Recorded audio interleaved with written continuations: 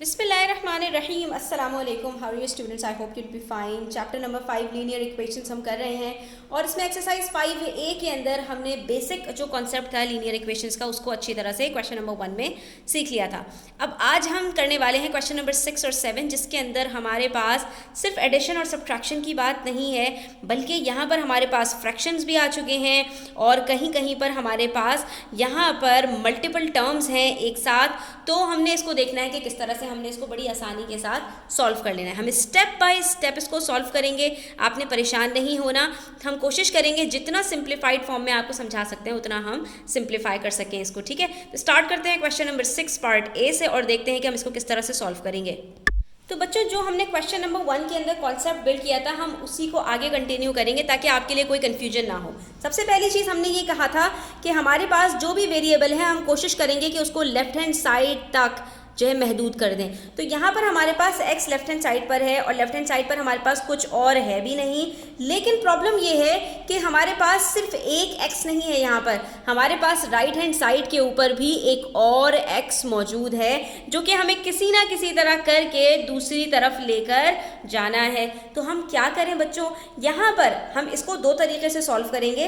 आपने दोनों तरीकों को बड़ी अच्छी तरह से देखना है, जो आपको ईजी लगे आप उसको जो है वो चूज कर सकते हैं। तो पहला तरीका यहाँ पर हम ये देख सकते हैं स्टूडेंट्स के राइट हैंड साइड पर हमारे पास दो टर्म्स दी हुई हैं, एक कांस्टेंट है 12 और दूसरा हमारे पास वेरिएबल के साथ एक फ्रैक्शन है -1/3x। तो अगर मैं 2 मिनट के लिए x को जरा साइड पे कर दूं, यानी मैं x को इग्नोर कर दूं, तो मेरे पास यहाँ पर क्या है 12 - 1/3, यानी 12 - 1/3 का मतलब क्या है कि हमें सिंपल एक होल नंबर को एक फ्रैक्शन के साथ सब्ट्रैक्ट कर देना है। और ये तो हम बचपन से सीखते हुए आए हैं। तो यहाँ पर हम एलसीएम निकालेंगे और हम इन दोनों को क्रॉस मल्टीप्लाई करके इसको सॉल्व कर लेते हैं। तो 12 3s are 36 और यहाँ पर नीचे हमारे पास कुछ नहीं है तो हम 1 लगा लेंगे। 1 × 1 हमारे पास होता है 1, तो नीचे हमारे पास क्या आ जाएगा 1 × 3, ये हमारे पास आ गया 36 - 1/3, ठीक है। अगर वैसे फ्रैक्शन की बात करूं तो वो इस तरह से मेरे पास यहाँ पर सॉल्व हो जाएगा और ये जो x 1 के साथ लगा हुआ था ये अपनी जगह पर वापस आ जाएगा, क्योंकि ये हमारे पास सिर्फ एक टर्म के साथ है। ये 1/3x का मतलब क्या है, ये x 1 के साथ मल्टीप्लाई हो रहा है। तो ये क्या बन जाएगा -1x, 1 हम लिखते नहीं हैं तो हम 1 हटा देंगे और ये बन जाएगा 36 - x/3 और लेफ्ट हैंड साइड पर हमारे पास x मौजूद है। तो देखिए हमने कुछ भी नया नहीं किया इसके अंदर। सबसे पहले आपको इस चीज़ को दिमाग में बिठाना है कि यहाँ पर हमने जो पास्ट हमारी प्रैक्टिस थी, जो हमारी अंडरस्टैंडिंग थी, उसी की बेसिस पर हमने सिर्फ और सिर्फ यहाँ पर जो है वो एक होल नंबर को फ्रैक्शन के साथ सब्ट्रैक्ट किया है, ठीक है। अब यहाँ पर हमारे पास 36 - x आ गया, नीचे पूरे में हमारे पास डिनोमिनेटर 3 है और इस तरफ हमारे पास यहाँ पर x मौजूद है। जब इस तरह की सिचुएशन होती है स्टूडेंट्स, तो हमारे पास यहाँ पर जब एक फ्रैक्शन हो, सिर्फ एक फ्रैक्शन हो, यहाँ पर हमारे पास एक फ्रैक्शन था उसके साथ एक जो है वो टर्म भी मौजूद थी, लेकिन यहाँ पर सिर्फ एक हमारे पास फ्रैक्शन है। तो ऐसी सूरत में हम क्या करते हैं, हम = के बीच में क्रॉस मल्टीप्लिकेशन कर देते हैं। क्या मतलब इस बात का कि हमारे पास यहाँ पर जो टर्म डिवाइड हो रही है वो दूसरी तरफ जाकर ऊपर वाली टर्म से न्यूमरेटर से मल्टीप्लाई हो जाएगी और यहाँ पर जो टर्म डिवाइड हो रही है वो दूसरी तरफ जाकर ऊपर वाली टर्म से मल्टीप्लाई हो जाएगी।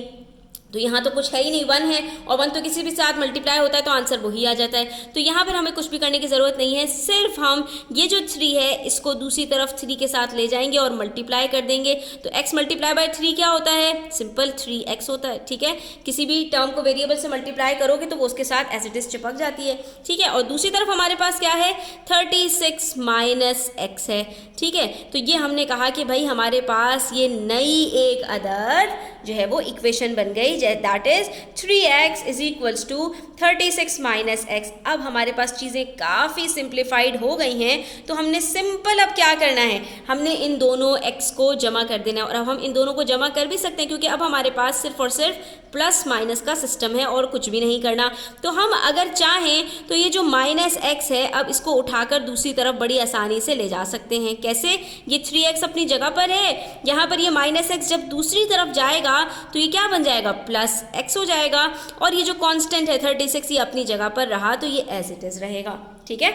ये वाली जो चीज़ हमने यहाँ पर सीखी है ये आपके लिए बस यहाँ पर नहीं थी, बाकी अब जो कुछ हम करने वाले हैं वो आपके लिए पुराना ही होगा सब कुछ। तो अब यहाँ पर 3x प्लस x क्या होता है, ये तो हमने पहले ही क्लास 5 में सीख लिया था कि जब हमारे पास दो वेरिएबल्स हों, सेम हों, तो हमने सिंपली उनके कोफिशिएंट्स को ऐड कर देना होता है। तो 3 + 1 क्या बनेगा, 4x = 36। अब ये जो x के साथ 4 चिपका हुआ है, इसका ऑपरेशन क्या है, सिंपल ये मल्टीप्लाई हो रहा है। जब भी एक वेरिएबल के साथ कोई भी कोफिशिएंट मल्टीप्लाई हो रहा होता है तो हमने उसको क्या करना होता है, दूसरी तरफ कैसे ले जा सकते हैं हम उसको, मल्टीप्लिकेशन का ऑपोजिट डिवीजन होता है, तो हम दूसरी तरफ ले जाएंगे और ये डिवाइड करवा देंगे इसको। तो ये 36 के साथ यहाँ पर जब डिवाइड होगा तो 36 / 4 आंसर आ जाता है हमारे पास यहाँ पर 9, 4 × 1 = 4, 4 × 9 = 36 और आंसर आ गया हमारे पास x = 9।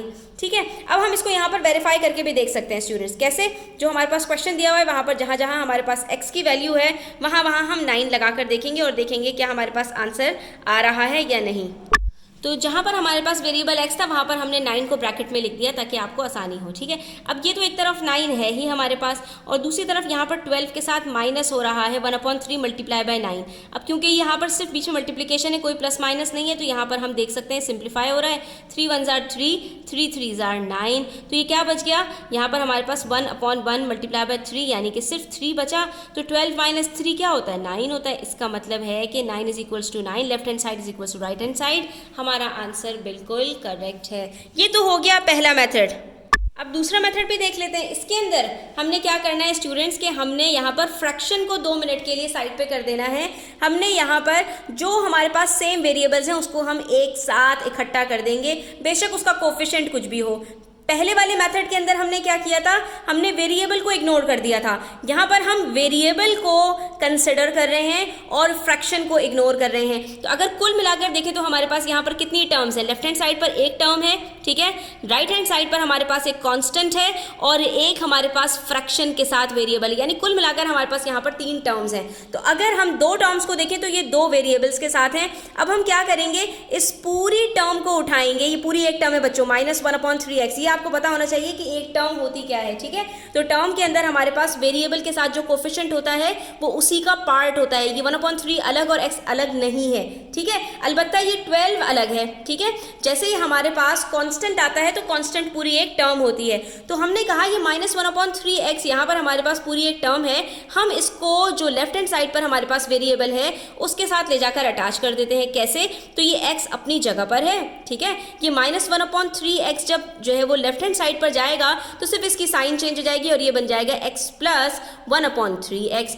और उसके बाद क्या बचा, ये पूरा कट गया, क्या बचा दूसरी तरफ राइट हैंड साइड पर हमारे पास सिर्फ 12 बचा, तो वो हमने एज इट इज लिख दिया। अब यहाँ पर बच्चे अक्सर क्या करते हैं, कॉपी करते हुए क्या गलती करेंगे, ये 12 को -12 कर देंगे, ये -1/3x को -1/3x लिख देंगे या x को -x कर देंगे। तो इस चीज़ का आपने ध्यान रखना है कि अगर आप अपनी टर्म्स को इस तरह से सब डिवाइड कर देते हैं पेंसिल का यूज़ करते हुए, बेशक बाद में आप मिटा दीजिए, लेकिन अगर आप इस तरह से अपनी टर्म्स को डिवाइड कर देंगे, उसको तोड़ देंगे, तो आपके लिए अपने जो है वो क्वेश्चन को सॉल्व करना बहुत आसान और सिंपल हो जाएगा। ठीक है, अब यहाँ पर देखिए हमारे पास दोनों वेरिएबल्स हैं, हम इनको यहीं पर सॉल्व करेंगे और उसके बाद जो कुछ हमारे पास यहाँ पर अल्लम कल्लम बचेगा, आई मीन वेरिएबल के अलावा जो कुछ बचेगा उसको दूसरी तरफ भेज देंगे। ये भी बहुत आसान हमारे पास ट्रिक है। अब यहाँ पर x के साथ हमारे पास सिंपल 1 है, 1 होल, और 1 होल को हमें प्लस करना है 1/3 से, क्योंकि वेरिएबल्स तो आपस में खुद से कुछ भी नहीं करते, सारा काम उनका कोफिशिएंट्स कर रहे होते हैं। तो कोफिशिएंट्स को हम यहाँ पर साइड में ले जाकर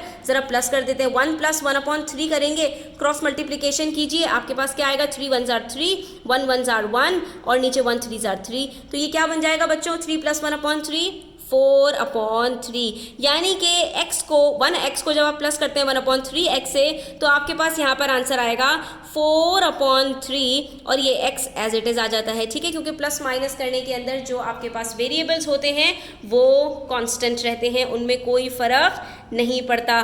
दूसरी तरफ हमारे पास बेचारा 12 अकेले बैठा है, बैठा रहने दीजिए, कोई मसला नहीं है, उसके साथ कुछ भी करने की ज़रूरत नहीं। अब ये x के साथ हमारे पास एक कोफिशिएंट बचा है, इसके अंदर कोई और ऑपरेशन नहीं हो रहा, तो आपने इसको उठाकर एज इट इज़ दूसरी तरफ भेजना है। लेकिन दूसरी तरफ भेजने का तरीका क्या है, ये इसके साथ मल्टीप्लिकेशन का ताल्लुक होता है।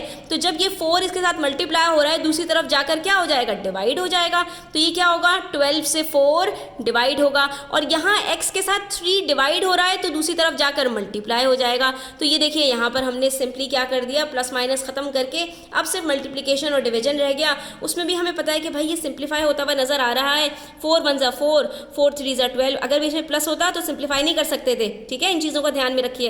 अब क्या बचा, सिर्फ 3 मल्टीप्लाई बाय 3, तो आंसर आ गया हमारे पास यहाँ पर 9। और ये आप देख सकते हैं कि जब हमने पहले मेथड से किया था आंसर तब भी हमारे पास 9 ही आया था। मुझे तो बच्चों यही सेकंड वाला जो मेथड है वो आसान लगा, तो मैं अब बाकी क्वेश्चंस को इसी मेथड से सॉल्व करने की कोशिश करूंगी। यहाँ पर भी देखिए, लेफ्ट हैंड साइड पर एक वेरिएबल के साथ कोफिशिएंट है, राइट हैंड साइड पर एक वेरिएबल के साथ दूसरा कोफिशिएंट है और एक कांस्टेंट है। तो हमने कहा कि भाई एक टर्म ये रही, एक टर्म ये रही और एक ये टर्म ये रही, जिसमें 2 के साथ हमारे पास वेरिएबल है तो दोनों को एक साथ कर देते हैं। ये 3/5x एज इट इज़ है, ये प्लस 1/2x है, जब दूसरी तरफ जाएगा तो ये क्या हो जाएगा, माइनस 1/2x, और हमारे पास ये जो 1/2 है ये एज इट इज है, तो ये अपनी जगह पर अपनी साइन के साथ रहेगा। अब हमारे पास सिंपल यहाँ पर एक x के साथ 3/5 है, दूसरे x के साथ माइनस 1/2 है, तो हमने कहा 2 मिनट के लिए वेरिएबल्स को साइड पे करो और इनको साइड पर ले जाकर यहाँ पर हमने जो है वो सॉल्व कर लेना है। 3/5 माइनस 1/2 क्रॉस मल्टीप्लीकेशन कीजिए, 3 2 ज़ार 6 माइनस 5 1 ज़ार 5 अपॉन 5 2 ज़ार 10, तो आंसर हमारे पास यहाँ पर आएगा 1/10। ठीक है, ये आपने यहाँ पर मल्टीप्लिकेशन सीखी हुई है, ये कोई मसले वाली बात नहीं है। जब हमने इनको सॉल्व किया हमारे पास आंसर आया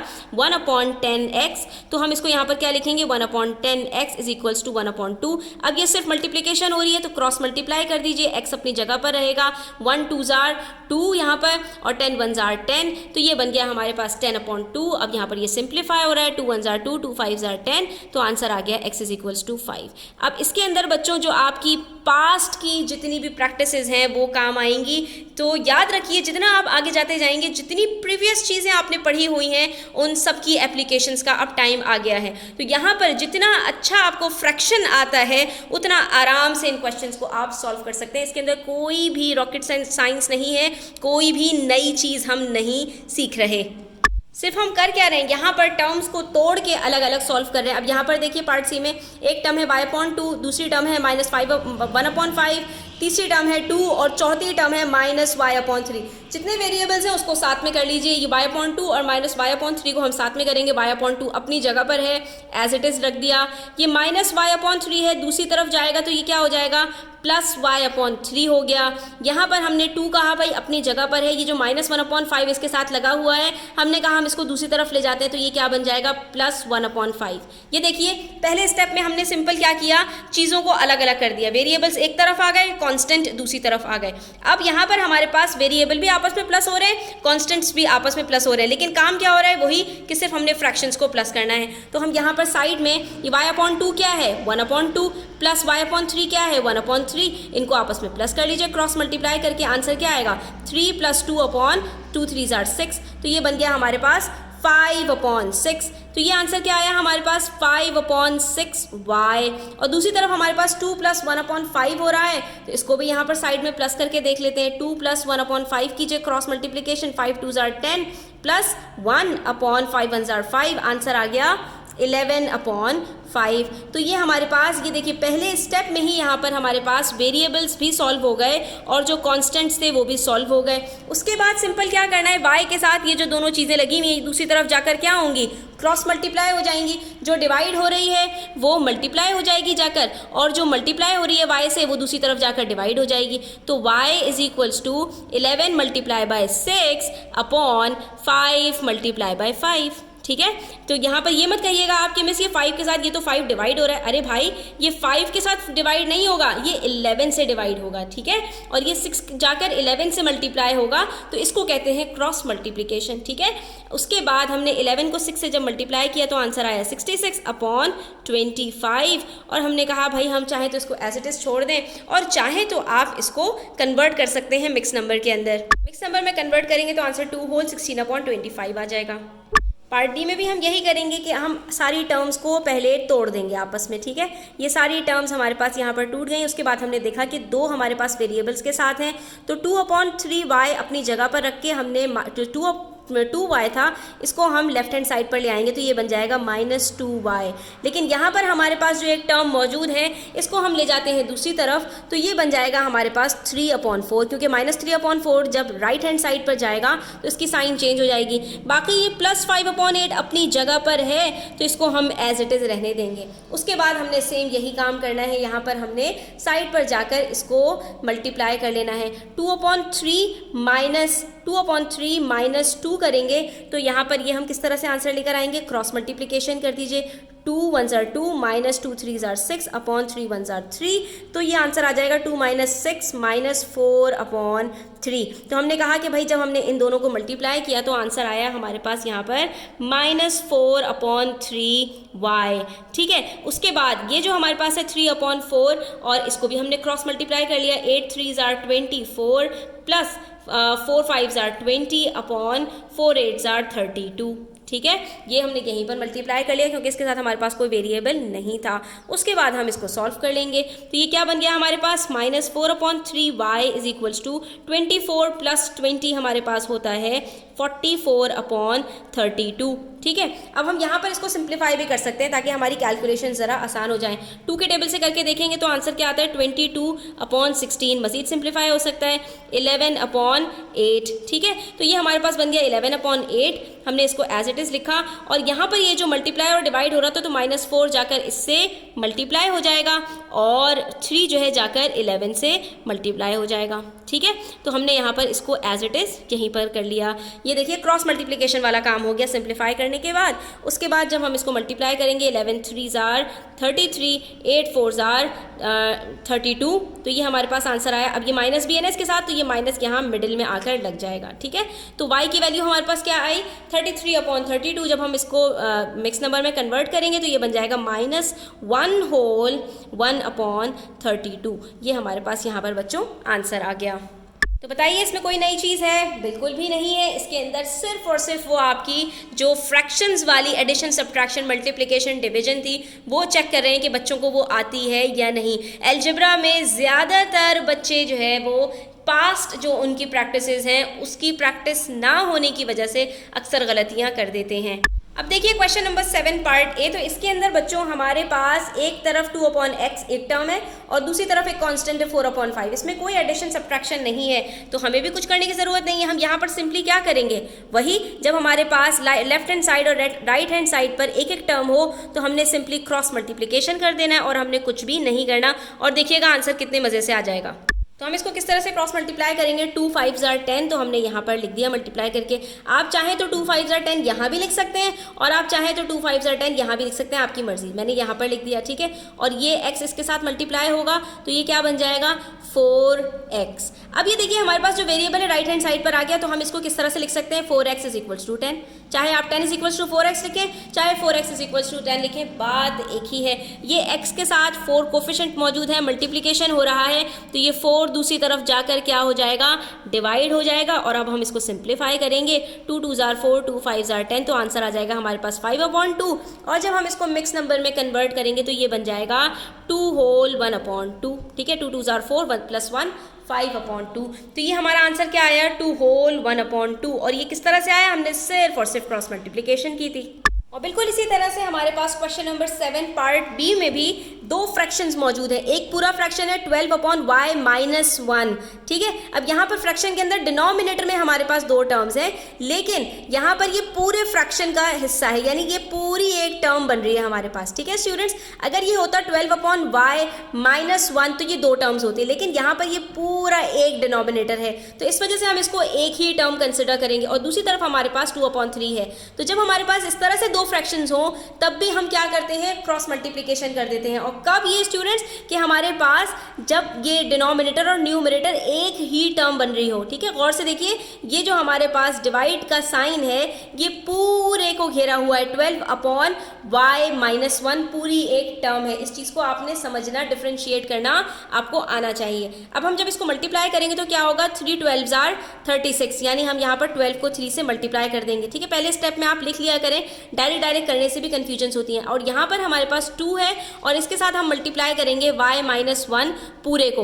अब यहाँ पर बच्चों अक्सर बच्चे क्या गलती करेंगे कि वो इस तरह से लिख देंगे 2 मल्टीप्लाई बाय y-1। इसका मतलब क्या है, इसका मतलब ये है कि 2y-1, जबकि इसका मतलब क्या है, इसका मतलब ये है कि ये 2y के साथ भी मल्टीप्लाई हो रहा है और 2-1 से भी मल्टीप्लाई हो रहा है। इसका मतलब ये होता है कि जब एक आपके पास चीज़ ब्रैकेट के अंदर हो, ब्रैकेट से बाहर आपके पास कोई टर्म हो जो उस पूरे ब्रैकेट को मल्टीप्लाई कर रही हो, तो वहाँ पर हम डिस्ट्रीब्यूटिव लॉ लगाते हैं, यानी ब्रैकेट से बाहर जो हमारे पास चीज़ है वो पूरे ब्रैकेट पर अप्लाई होती है, सारी टर्म्स के साथ मल्टीप्लाई होती है।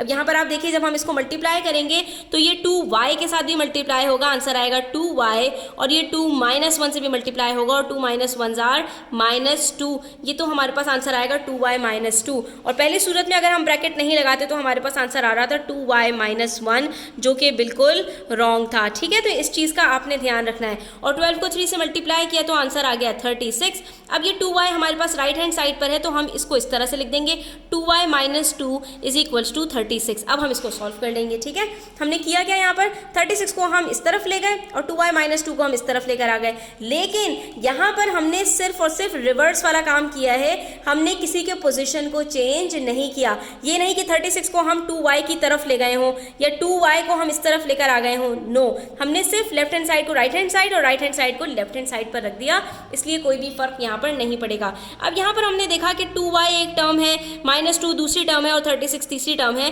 तो ये -2 को उठाकर हम दूसरी तरफ ले जाएंगे और ये बन जाएगा 2y = 36, -2 से क्या हो जाएगा +2। ठीक है, उसके बाद ये जो y है यहाँ पर ये 2 इसके साथ मल्टीप्लाई हो रहा है, तो हमारे पास यहाँ पर क्या होगा, हम इस y को अब ले जाकर डिवाइड करवा देंगे इस 2 के साथ।